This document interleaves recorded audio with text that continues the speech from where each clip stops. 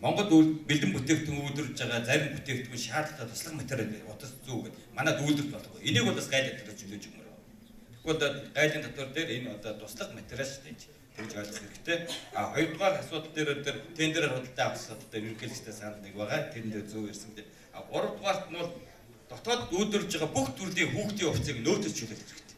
Нөөд гэдэг нэг давхар нэмэгдэл үн өсчөөд бас гадны үйлдвэрлэлд өрсөлдөж чадах юм шиг байхгүй. Тэгэхээр нөөдөөс дотоодод үйлдвэрлэгдсэн хүүхдийн хувьц готлоныг чөлөөчвөл эхний ээлжид дотоодын үйлдвэрлэгчид арай өмнөний хувьд өрсөлдөх чадaltaй байхгүй. Эндээс давхар ямар нөөдөж чөлөөдөг ингээд чинь олон өмнөний татвараа чөлөөд үүн хямдрын гэсэн үг байхгүй.